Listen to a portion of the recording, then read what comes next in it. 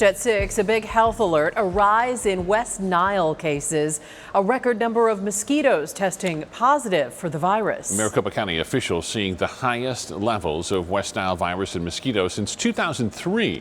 This graph from the county shows the record number of mosquitoes that have tested positive for the virus, 612. That's the highest number in more than a decade. This deadly virus putting a high percentage of people in the hospital as well when resources are already strained. Here's ABC 15's Nicole Grigg.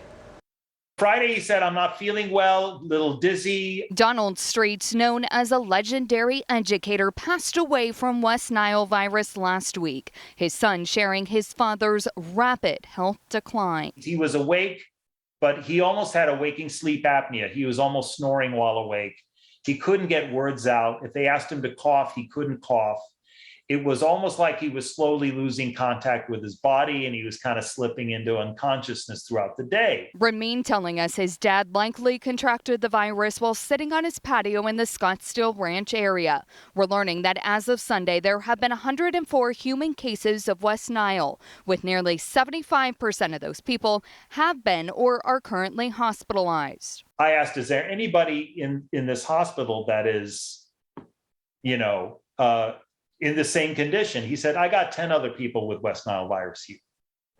And then later I asked that same doctor, I said, how many of them are this bad off? He said five others. Along with a record number of positive cases, Maricopa County is also approaching the second highest number of West Nile cases in people.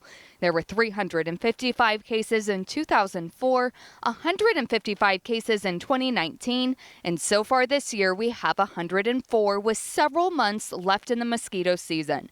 The county is asking for the public's help in slowing the spread. Help fight the bite when, especially after rain, go around your property, make sure that you're not breeding mosquitoes in your property, that you dispose of any stagnant water that be collected in buckets and pets dishes, potted plants, and then also do their part in avoiding mosquito bites. And that you do with applying insect repellent.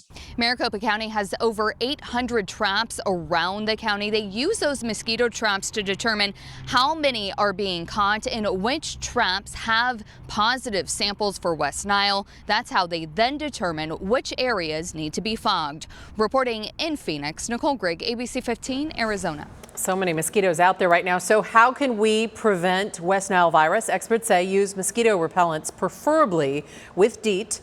Wear long sleeve shirts, long pants, limit outdoor exposure.